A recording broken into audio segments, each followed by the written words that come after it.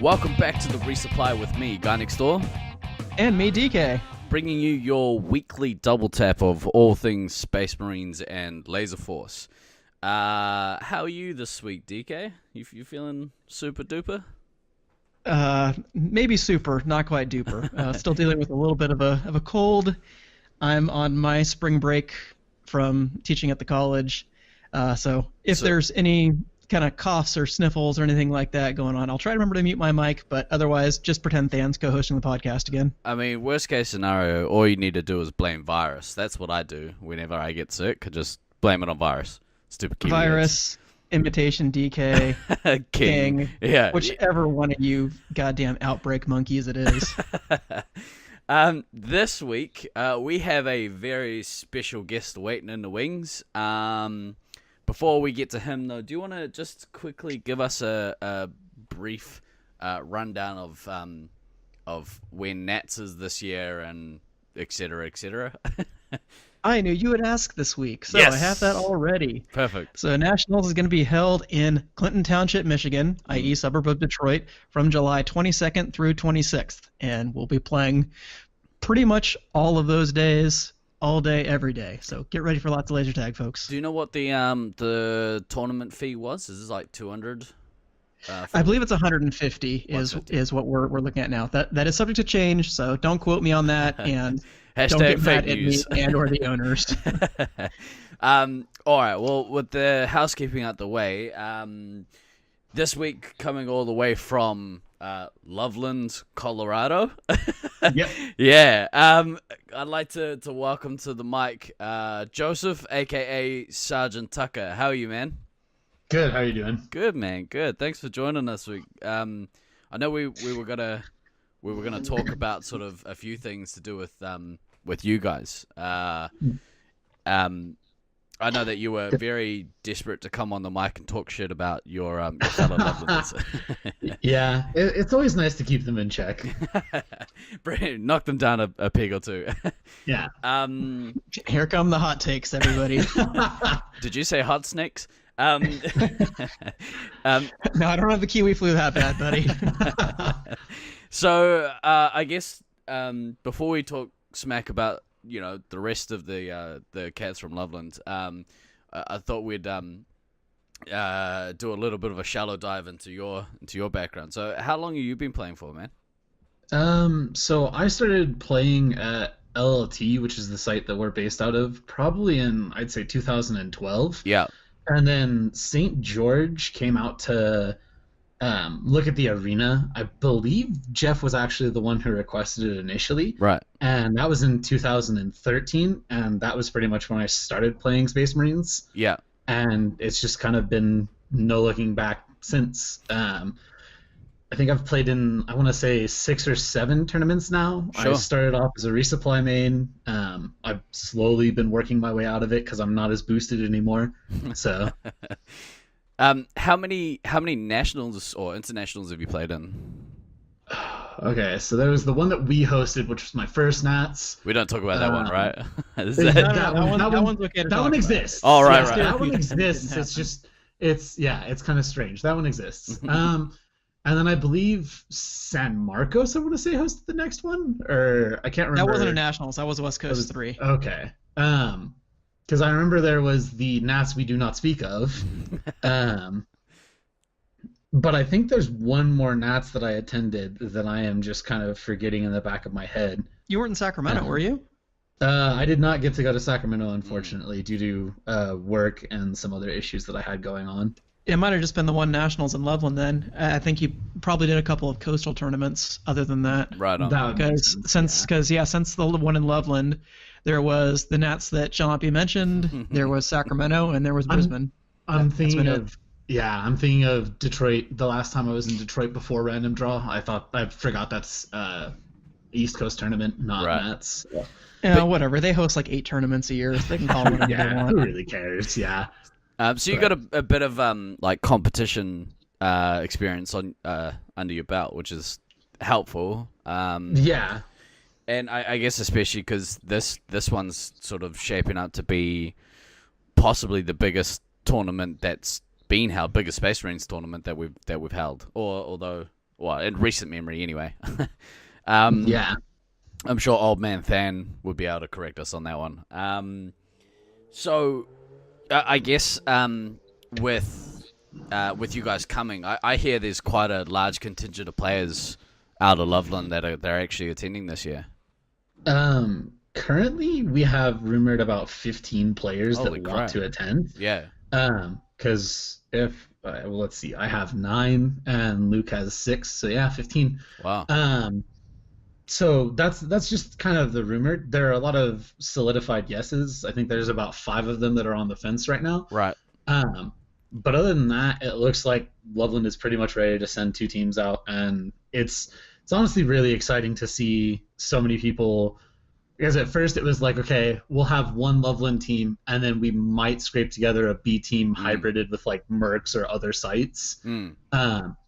And then a bunch of people were like, oh, I actually want to go to nationals. This sounds like a lot of fun. You know, every time you guys talk about going to tournaments, you guys have these crazy stories that you bring back. And so, you know. I don't know what you're referring to. There are no crazy stories. None at all. We just we play and then we sleep. That's all we do. For the Lovelanders, it's mostly what happens on the road trip. So. Right. What happens on the road stays on the road. Exactly. So that's unless the podcast is being recorded. Yeah. Oh, that's a great idea. We should do a on the road pod on the way to Cedar Point. Or ooh, tempting. Yeah. Before and after. Yeah. Any regrets. You know what? Fuck it. We'll just live stream the whole day, and I'm sure nobody wants to see us. That'd be quite the battery drain too. Yeah, true. You're not wrong. So, with it sounds to me like, and I could be wrong, but aside from Brisbane, you guys seem to be probably the site that has the most up and coming talent. The current active site. Would I be wrong in saying that, DK? I felt a lot of shade in the way that you framed that right there. Well, I mean, active site. I had to mention both up and coming and active. Double dig at me. Ouch. Yeah, well, you know, homeless people don't count. RIP LTC. Yeah, I don't think you're necessarily wrong there, though. Yeah. Loveland definitely has certainly younger players who are probably going to be playing a lot more tournaments in the near future, as opposed to the team of geriatrics that I've scraped together for SAC A. So, you know.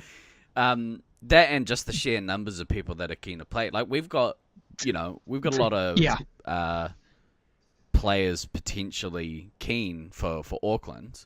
But it's just a matter of, you know, getting people to actually travel. I guess that's the major thing.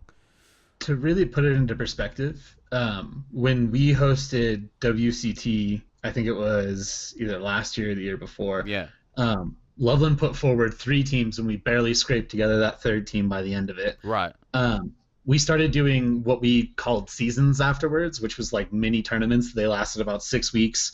We'd play once a week against everyone. You know, it'd be a double round robin, and then we'd have a lock-in where we'd play against one another. Cool. We went from 3 teams to the last season that we did, we had 5 teams, and we were almost pushing onto a 6th team. And it wasn't like, you know, it was just, you know, the teams were actually divided fairly evenly. Yeah. And we were trying to make it so that way it wasn't just, you know, Josiah's on one team, he's a commander. Luke's on one team, he's a 3-hit. Caleb's on a team, he's a 3-hit. Yeah. I'm on a team, I'm a 3-hit. We tried to, you know, rotate it around that way other people were getting experience. And so it's a lot of exciting stuff, honestly. That's such a good way to do it. We ran something similar like a decade ago. No, it wasn't quite that long. But we had sort of similar. We had about 5 or 6 teams, and our problem was that we didn't rotate the positions, and everyone treated it like it was a nationals. So by the end of it, you know, we had like a third of the player base drop out because they were sick of just playing scout or playing resup and getting their asses kicked. So yeah, it's pretty good foresight on your guys' part to play and make sure that people are actually enjoying the games. And a bit of that does come from, like, we started having people, like, I was one of those people where I was like, I'm playing resupply all the time, you know. I don't mind getting off and playing scout every now and again. resupply is what I'll always go back to because it's what I'm most comfortable on. Sure. But like I want to get away from it occasionally. And during practice nights when we're drafting, and I just keep getting thrown on resupplies, it's frustrating. Yeah. And so we started talking to some of the other sites, and I think it's either Taipan or it was one of the Brisbane players that actually gave us the idea for that rotating schedule. And so we tried it out, and I think a lot of people enjoyed it, honestly. Yeah. That was more or less how we ran leagues in SAC when we still had them. Yeah. Usually the kind of base rounds were for rotating around in different positions, and then in finals you could set your lineup however you wanted, because it is meant to be, people run your best lineup. Yeah. And if you're a newer player, you are going to play a little bit more resupply or scout. Yeah. But you'll get better as the league goes on because you're going to be trying different things.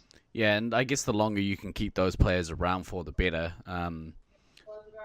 There's always going to be a contingent that drop out because Space Marines isn't for everyone. But yeah, it's pretty good. It's promising. It's good to see like a site on the upswing. Yeah, when you do hear so many stories of people struggling to get members to come to a members night. So yeah, it's good. I would say the only thing that's really holding Loveland back right now at our members' nights practices is that school is in session, and so our college kids and the high school like seniors and juniors are not always able to attend, unfortunately. Right. School is for suckers. No. So hopefully during summer, we're hoping we'll go back up to like that 16 groupings that we had again. Yeah. And we'll be able to run another season, but we'll see what happens. So that'd be cool if you could do that prior to Nats, I guess. It'd be good training for a lot of the new guys that are coming. Yeah. So speaking of which, obviously you guys have quite a few teams coming. Do you want to give us a brief rundown of who's in which team?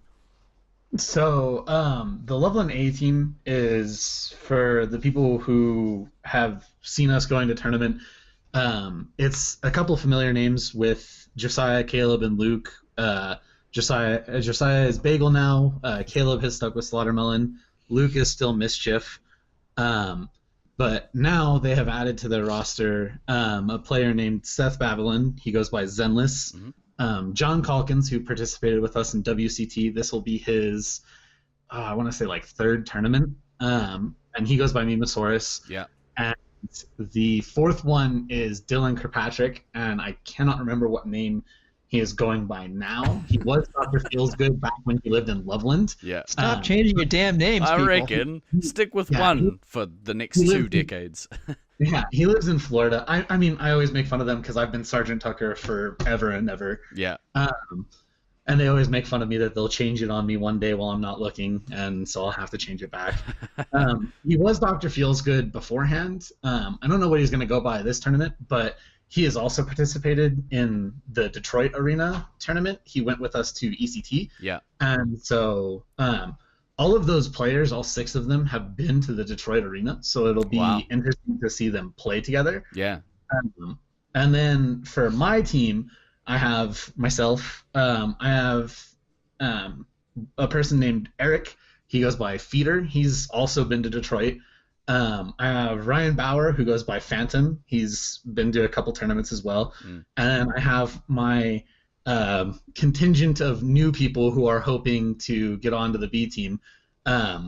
In a girl named Jillian, another girl named Trinity, Isaac, Kyle, Dawson, and then another girl named Alicia. The 6 of them are all hoping to get onto the team. Currently, there's no 100% confirmed yeses or nos. This will be all 6 of their first national tournaments, I want to say. Wow. I think Nice. Isaac has participated in a single home tournament in Loveland. I know Alicia has participated in a home tournament. She also went out of town with us to scrimmage with the Utah players, and Kyle also did the same. Cool. So this will be a new experience for a lot of them, depending on how it goes with the scheduling. So that's still a decent contingent that have had, some sort of competitive experience, which is kind of helpful. Well, and so each of them, I think, aside from Dawson, has participated in one of our seasons, and we have a joke inside of the Loveland site that Isaac, one of the players who's going to be on my team, is technically the best player Loveland has to offer because he has won all 4 seasons that he has participated in, and he is the only Lovelander to have achieved that. And so there's a lot of joking saying that whatever team we put him on this season, he has to lose. It doesn't matter what happens. That way, because a lot of people get kind of frustrated because they take it really seriously. He knows he's not the actual best player, but he likes to joke about it. After the end of this most recent season, he went home and he took a photo of all 4 trophies side by side and sent it to the entire group chat. And it was fun. That's a real dick move, man. No. Well, and it was funny because we were laughing about it because like the season ended, like the finals match concluded, and I was sitting there thinking, and Josiah looks at me and goes, "He just won his 4th season in a row, didn't he?" And I kind of just start thinking about it, and I go, "Yeah, he did. He absolutely just won his 4th season. Like he is undefeated in the season. This is nuts." Got yourself a ringer. Yeah, that's right. People are sleeping on him. Okay, so so you mentioned that you're on the B team, yeah? Yeah, I am the B team captain. Okay.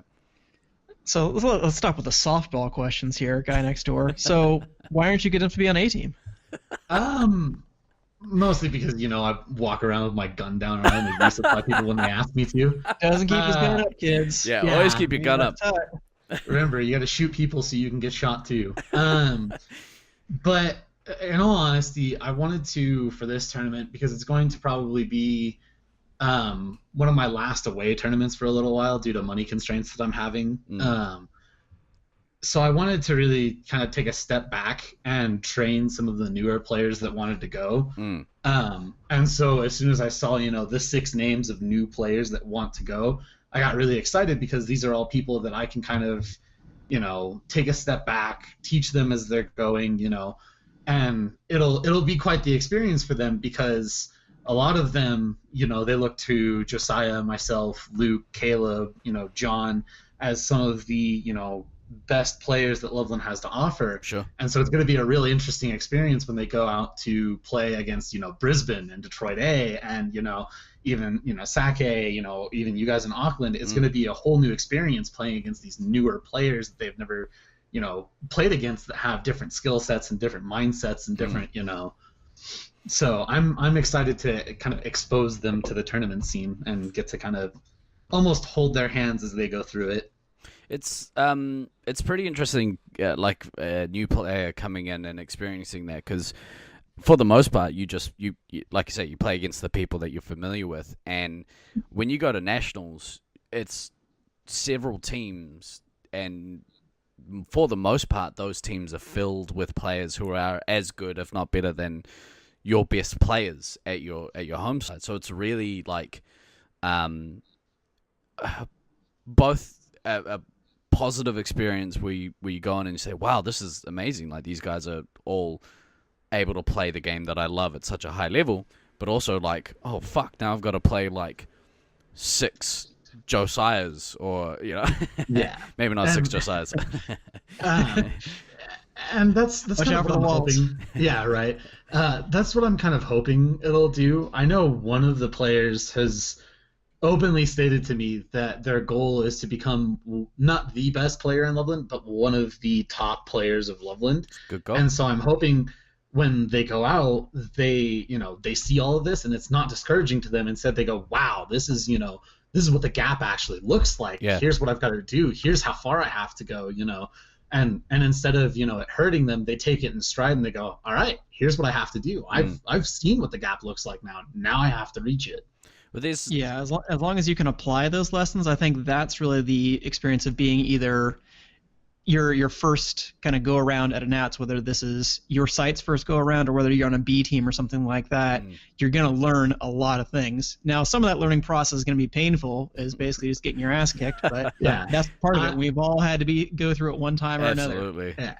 I was telling them all that basically there are 2 teams on that list that I have no belief that my team will overcome unless they are just dicking around and not taking us serious. Other than that, I don't know if we can beat all of the teams, but we can at least start to challenge them a lot more than those, top 2 teams, because those 2 teams are just gonna like roll us over, flip us on our back, and kick our asses while we're on the ground. And so it's Detroit, so it'll still take like 13 or 14 minutes. Yeah, and that's another thing. That's another thing is that it's something where I've been telling them, here we eliminate each other all the time. There, eliminations don't happen that often. It's hard to eliminate the enemy team if they know what they're doing. So it's interesting you say that, because like we played, I think I've said on a previous podcast, we played as an Auckland side for, I think it was like half a dozen nationals before we won a game, or like 4 or 5 nationals before we even won a game at nationals. It was a long time, and it sucks being pummeled like that. But as long as you take those lessons and you learn from them, you become a better player. The first time we won a game at a nationals was at our home site in 2006, and we ended up in the finals for that year. So yeah, it can take a long time. Some teams can play one nationals and pick it up very quickly if the guys are really talented. But for most sites, it does take a few high competitive tournaments to get into a state where they can actually compete. Yeah, but usually if people have stuck around, they've had a taste of Space Marines, and that wasn't enough to put them off playing at their home sites, then hopefully even at the next step up, they had the mental fortitude to be like, okay, well that sucked, but I kind of still had fun, and I think I learned a lot. So yeah, that's probably one of the biggest things to hope for with newer players at a tournament, for sure. Yeah, I'm really looking forward to it. And we've been participating, like I said, since I think 2013. Yeah. And I think this is one of the first years where I'm not saying, Loveland's going to be competing, the team that I'm on is going to be competing for the bottom 4. It actually feels like the Loveland A team that we're putting forward has a chance to almost compete for a spot in the top 4 seeding. Sure. If they do it right, and if they play together, and if they, they cross their T's and dot their I's, they do everything that they need to do. Yeah. I definitely would not. I would not overlook them by any stretch of the imagination. Well, like I said, in just ranking the teams, I have really no idea. After Detroit A and Brisbane, who I think everybody kind of has penciled in for the finals. After that, you have Loveland A, Syracuse, St. George, Detroit B. I would also put in there if I didn't say them already. Who else am I missing? I guess Sac A. Maybe we can fall into that group. We'll but probably 5-6 teams. Yeah. I really have no idea. They could finish as high as 3rd, as low as 7th. I'd throw our hat in the ring as well. If I didn't say you guys, I meant to say you as well. Right. Piece of shit.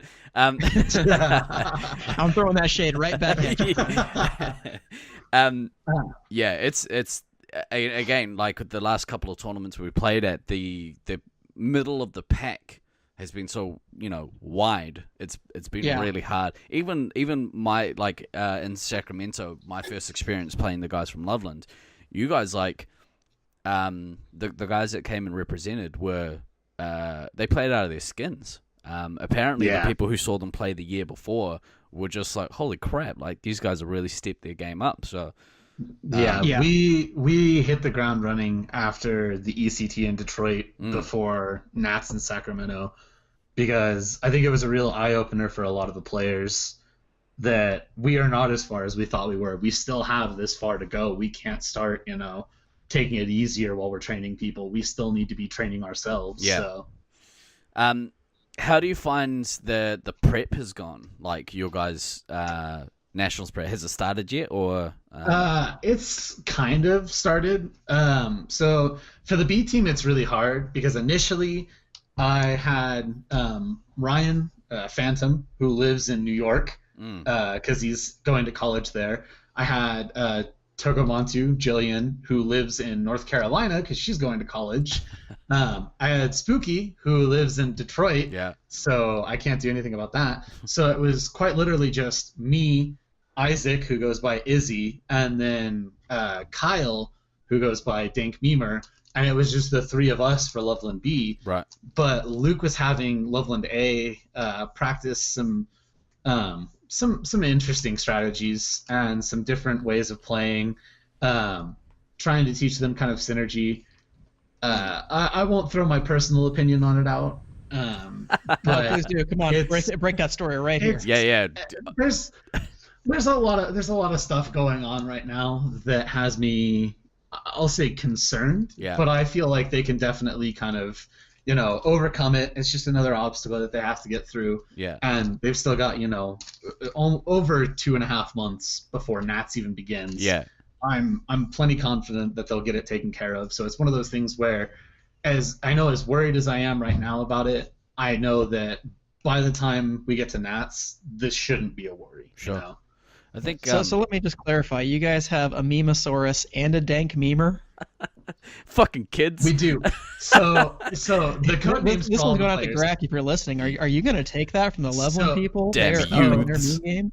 The code names for every player. For my team, it is myself as Sgt Tucker, and then Jillian goes by Tokomantu, Dawson goes by iLotus, Feeder is Eric, and I did that one backwards. Kyle is going to be Dank Memer.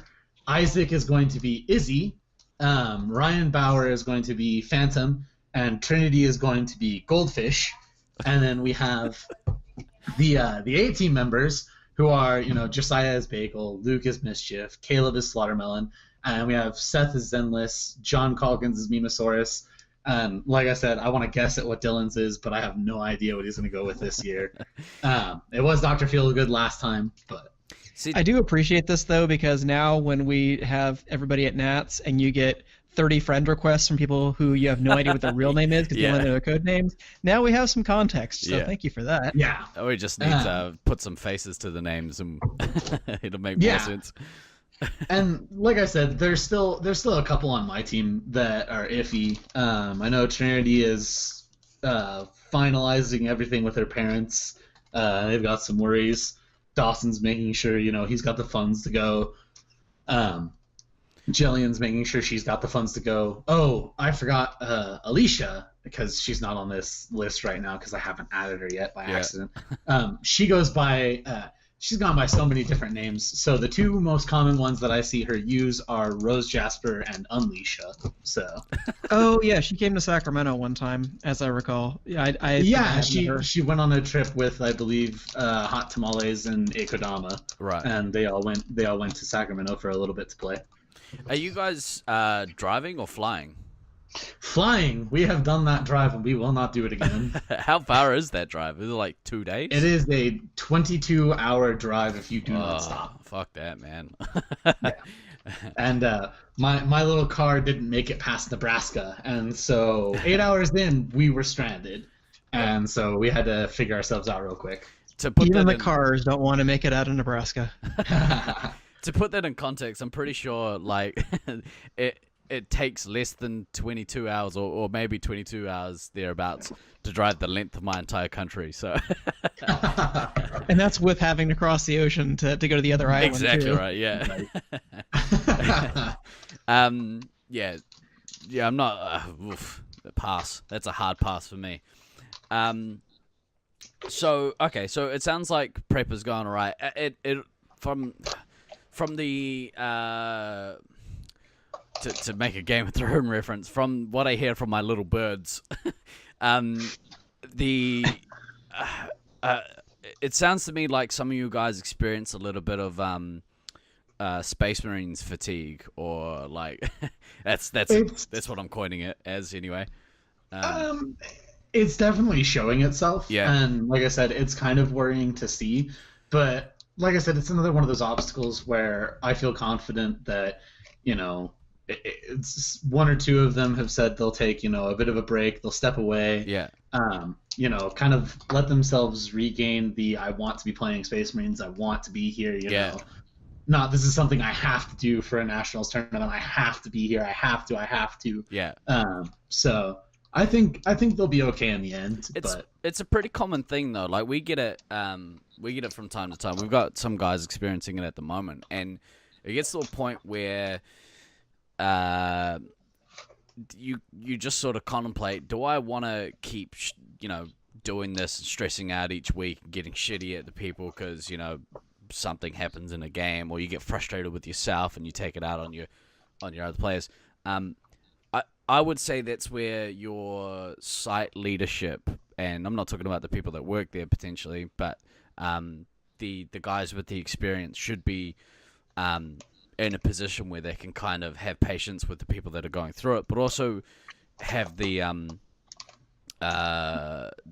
fortitude to be able to have a hard conversation with someone and be like, hey, look, I understand. However, like, you can't really take this shit out on these people who you're supposed to be kind of friends with, Yeah. We've had a couple where, unfortunately, we've had to sit down with some people, and there was a practice game last week, actually, where somebody just kept losing their cool. Yeah. And so eventually we were like, all right, this just isn't acceptable anymore. Yeah. And the next game, they walked into the briefing room, we're like, if you want to be in this room, you can ref, but you can't play. Sure. Like, you need to take a game off, you need to breathe, you need to cool off. Yeah. And you're good to come back next game, but just chill. It's not, yeah. And like, can I just state for the record how much I hate all of you right now? Don't take Laser Force for granted. Yeah, you're not wrong. Like, we're in a position where we actually have, sites that we can play at. Some people don't have that. Some people don't. Yeah. I don't know if I'd say it's taking it for granted, though. It's one of those things where it's just, I think outside sources are stressing them, and so they come in, and if they have a bad game, that just adds on to the crap pile, and it just keeps piling on, and so... I think we've all been there. It's true. And yeah, in all seriousness, that does happen to everybody, but yeah. And you're right, like, I think the best thing to do is to take a game, or even like... So, one thing that really pisses me off when it happens is people who quit midway through games. People who give up midway through games. Never, if you want to be taken seriously, or like... It comes down to the trust that you have with people, and you can't trust people who give up during games. It's as simple as that. And going into any competitive situation, I personally don't want to play with anyone that's going to do that. Like, you want somebody who's, even if you're getting smashed, you want someone who's going to have your back for the full amount of time that that you're in the game for. You don't want to be stuck with someone for a week. I think it was 2 weeks ago or so. I wound up playing a game as a medic, and my commander basically intentionally threw the game. Ugh. And I got really, really angry about it. And I realized that my heavy pretty much had also died out. Yeah. So it was just me and ammo and another scout, because it was a 5-on-5 game. Yeah. And I could have ran the clock for another 2 minutes, but I got really frustrated. And I walked over to Josiah with my, 7 lives I had left, and I went, just kill me. I know you've got 2 nukes. I know you're ready to kill me. Just do it now. I don't want to run. And he got on my case after the game. He was like, you should have kept playing, blah, blah, blah, blah.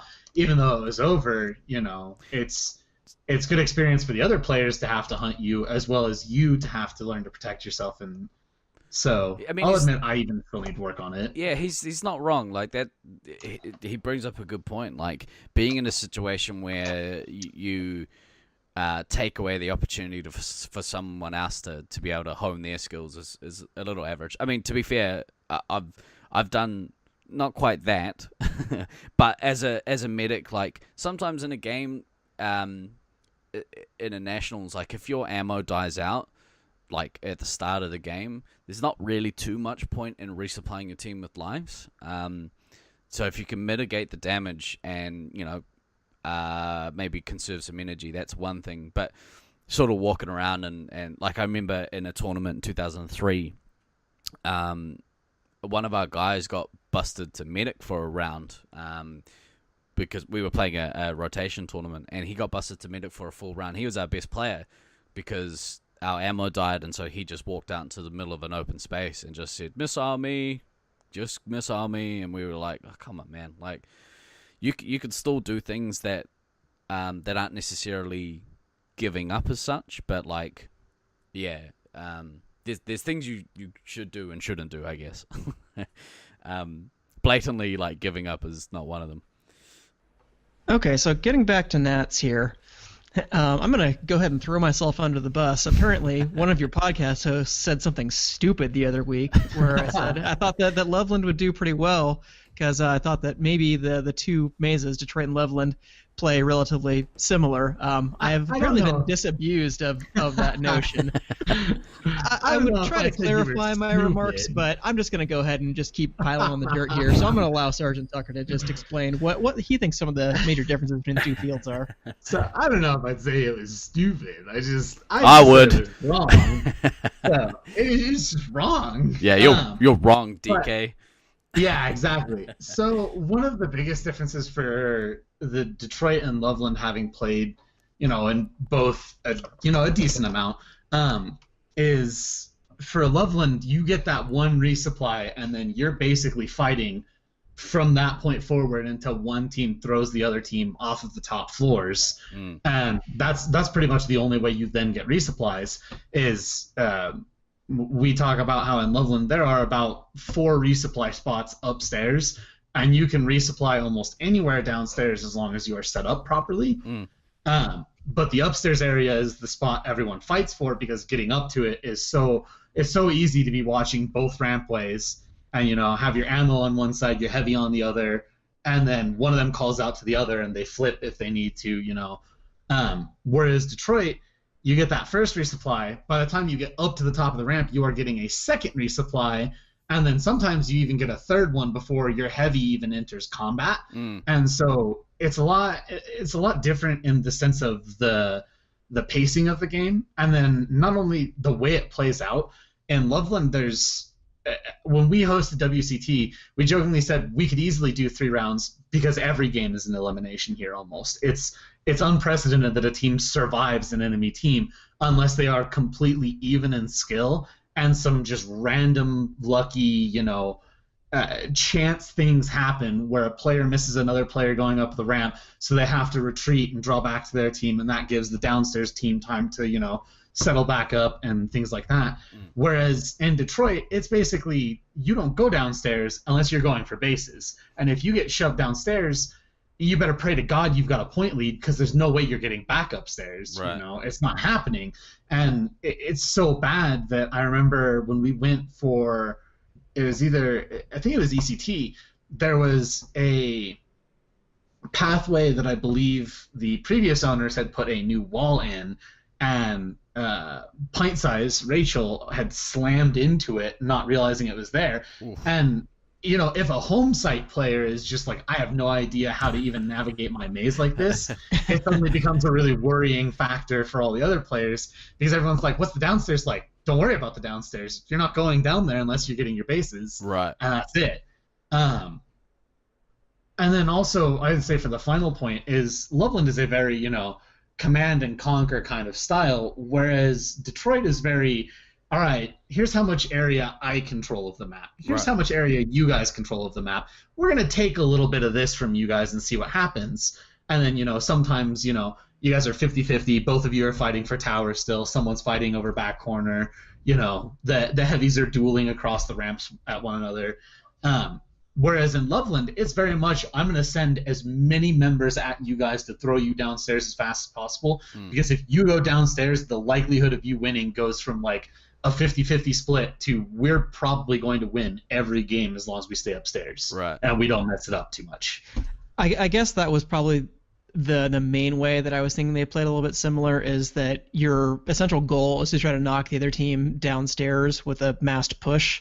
And if you can, knock somebody out of that cubby area on 3rd floor in Loveland, that gives you really a chance to do that. So if you guys have practiced that, I think that kind of style of attacking will work really well. So that was kind of what I had in mind, but you're absolutely right. And most other significant ways, the fields they play pretty differently, especially in terms of like the elimination timing. So I stuck my foot in my mouth and I'm gonna go ahead and stand by that. Hashtag fake news. I'd say the hardest thing is for Loveland, if you shove someone downstairs, there's still a dozen ways to attack them. There's a dozen different angles to hit them from. There's a ton of different ways you and a scout as a 3-hit can, go in and attack, and you can hit them from different angles at different times. Whereas the maze in Detroit, even going in is just such a dangerous adventure, because there could be a heavy around the next corner, there could be a heavy and 2 scouts around the next corner, and you don't know until you get to that corner, and there's no way to know otherwise. And so suddenly there might be a random wall the previous owners put in that you just put exactly. yourself on. And so it's one of those things where suddenly the game slows down, whereas in Loveland you can still be doing like a jog around the place. In Detroit, if you jog into that maze, the likelihood of you staying up from one side to the other, if you've shoved the enemy team downstairs, is almost not happening. Like they'd have to be scattered around the map for that not to happen. And so I would say that's the biggest thing, is that there's no such thing as sieging downstairs in Detroit. It's literally, if we've shoved them downstairs, if we have a point lead, we just won. If we don't, we have to let them back upstairs and try and farm them. Right. So, and I guess, I guess from someone who hasn't played in either maze, like, it's such a hard thing to kind of grasp until you actually set foot in the maze. Because my thought on the Detroit maze is that it was quite small, but from what I'm told recently, that's not really the case. It's actually quite a large arena. Is that sort of accurate? It's large in terms of total area. In terms of how much is used during most of the gameplay, it plays smaller than you would otherwise think. But just in terms of square footage and all that, it is a pretty large kind of field. Right. It is a labyrinth, and I was joking that whenever I would play red, I hated that there was one wall that I'd do my initial turn, and then I'd turn left to go to red, and I'd hit this stupid half wall that's there for no reason, and I would just stop, and I'd have to backtrack like another 10 feet to go to go completely around it. Right. And another thing, like, their maze is so bad that one of the players I'm bringing with me is Feeder. He got penalized for loitering because he died, went down red ramp, and literally could not find his way to the exit. He could not figure out how to get from the bottom of red ramp. I think he had played like 3 games. He could not figure out how to get from the bottom of red ramp to the exit doors, and so they penalized him for loitering. Shame. And so, yeah. In bird culture, this is considered a dick move. So solid reference. So I mean, if you ever find yourself in that position, kids, don't be afraid to ask a referee, because I'm sure they wouldn't penalize you if you're like, "Hey man, how do I get out of here?" They're like, "Hey, not talk to the referees." The funniest thing is he said he went to talk to a ref, and they were like, "Hey, what's your name?" And he was like, "Feeder." Yeah, we're going to give you a penalty because you've been loitering. He was like, "No, I can't find the exit. I don't know where I am." He's like, "Can you tell me how to get to the exit doors? I will leave." And they're like, I okay. haven't said anything. So ask a referee, and if you can start crying during the process, so they feel bad for you, that might also help. I imagine that gif where it's the guy just looking around with his hands out, just like, what's going on here? I don't understand. It's more of a you problem than a me problem. Yeah. All right. Well, but I mean, it sounds like you've got a couple of people, well, a few people, that have had experience in the maze, which is gonna go quite a long way. Even though some people in the scene seem to think that home field advantage isn't a thing. It's always beneficial when you've played an arena before. So, I think that's going to go a long way to help you guys, especially if you can then, prior to the tournament, sit down and have a chat with your newer guys and be like, okay, this is kind of how it plays, there's certain areas, blah, blah, blah. I think that's going to help. Yeah. That's the hope.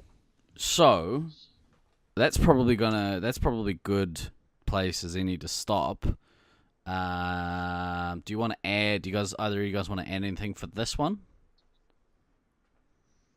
I think we covered a good list of topics. Thanks for giving us a rundown of all the different Loveland players what your kind of goals for the tournament are, and why I shouldn't have compared Loveland and Detroit's mazes, because they're not similar. You are going to be salty about that for weeks. They're similar Hey, in the I got to sense. take my lumps. If I got to do it on air, so be it. Yeah. Similar in the sense that you play Space Marines at both sides, so that's good enough for me. So the analogy holds is the bottom line, ladies Yeah, and gentlemen. exactly. All right. Well, look. Thanks heaps, Sergeant Tucker, for coming on and giving us some insights. We'll probably have another chat about some of your specific guys. If you've got some space, maybe for the next podcast, we could do that. Yeah, I'd be happy to come back on and talk a little bit more about them. Cool, awesome. Well, Since it sounds like a couple of them are going to be murking, so we'll get real deep into the shit talking that we do about the people that. Yeah. You guys can't roster. You can't play 5 scouts at once. Just keep that in mind. Look, I don't want to feed the scythe. Don't put that on me. Yeah. He's scary enough as it is. He doesn't need 5 scouts to go farm. Don't feed the scythe, kids. Yeah. Hashtag don't feed the scythe. He does enough with 2. He doesn't need 5. But yeah, thanks again for coming on, man. It's nice to talk to you. Yeah, thank you very much for having me. No worries. All right. Well, for this week, I've been Guy Next Door. And I've been DK. And always remember to backtrack, kids. We shall see you next week.